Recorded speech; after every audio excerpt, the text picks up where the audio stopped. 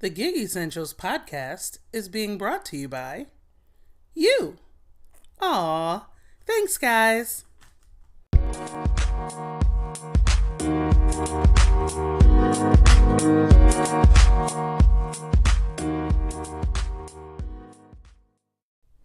What's up, guys? This is Corey, also known as QC Rideshare, just hitting you with another one. And so I wanted to discuss today the need to have a plan when you go into the gig economy. And I've talked about this before, about the importance of having a good schedule, about plotting your day as if you're a 9-to-5 employee. But also you got to have a plan because in the gig economy it ebbs and it goes in waves.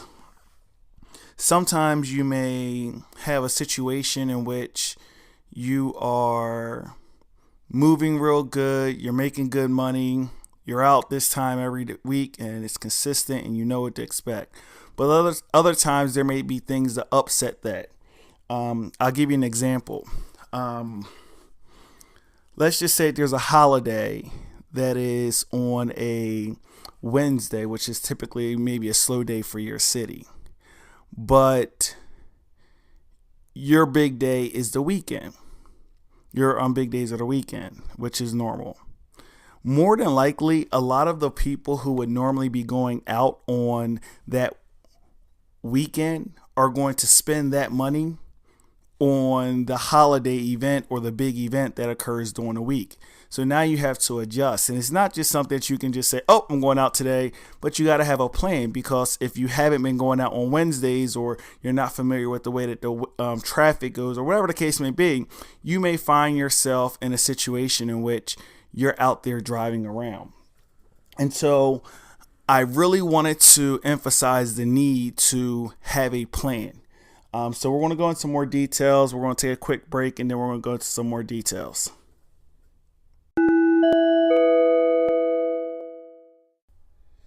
Aw, time for a break, guys. We'll be back soon. What's up, guys? This is Corey, and I just wanted to really quickly tell you about a brand new podcast that I have absolutely been in love with. This podcast is called Shutter Count, and what it talks about is amateur and pro photography. Ever since I was a kid, I've always wanted to get into photography. Unfortunately, it's something I never got a chance to truly experience and evaluate and try to investigate it to see what I need to do to become a great photographer. In this podcast, not only are they going to talk to you about techniques, tricks, tips to become a better photographer, they're going to talk about software that they use, cameras that they use, lenses, how to set up the perfect picture, and are going to do it in a way that the amateur like me can understand, but also the pro that you are can understand. So check it out, Shutter Count. It's on Apple Podcasts, Google Podcasts, and all your podcast formats. And always, you can check it out on Anchor FM. That's Shutter Count. In addition to listening to the Gig Essentials podcast, have you been to gigessentials.com? Well, gigessentials.com will help you find the essential tools for success with the gig economy. Whether you work with Uber, Lyft, Shipt, Instacart, Postmates, DoorDash, Tack, or TashRabbit, this site will help you learn what it takes to be successful. Also, you'll find exclusive links to our YouTube videos. That's gigessentials.com. I'll see you in the comments. All right, so we're back. And so there's a couple ways that I really like to evaluate or to check to see what's going on in my city. So the first way that I do this is I go into the Uber app. A lot of times in the Uber app, you'll see little icons on the map that show that there's an event or something or an increased volume.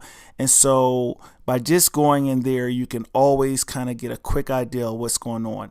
Now, I do this whether I'm working Uber or not. So if I'm working Shipt and that's the only thing I'm really working, I'll still check the Uber app because it'll also let me know what type of traffic I might be dealing with in the area. Also, there's maybe some increased volume in those areas, so I might want to, strategically aim for down there, or any food delivery app, same thing. The second thing that I do, and this is something that anybody, this is just easy. Type right in Google events in whatever city you're in today. And what will happen is you'll quickly pull up any kind of events that are going on today, what time they're going on. And a lot of times you actually see that they correspond with Google, but anything that Google doesn't have, they'll have on there and really allow you to see what's going on in your city. So those are the two main ways. Obviously, if you listen to the radio or if you listen to, if you watch television, you see different events, those are also going to be valuable resources so that you know what's going on, especially any kind of news, because they'll tell you, oh, there's going to be abnormal traffic to and from a certain area at a certain time. So that's the key thing to pay attention to. The other thing that I like to do is I like to modify my approach based off of what time I'm now going to need to get out. So if there is an event at 6 o'clock, obviously the time to get on the road is not 6 o'clock. Obviously the time to get on the road is before that, because there's going to be people who need to go to that location. So I'll go ahead and I'll make arrangements that I'm going to be on the road to get that peak volume. And also knowing what type of event it is. If it's a bar crawl, you know that's mostly going to be your younger and college kids. So you want to be in those areas.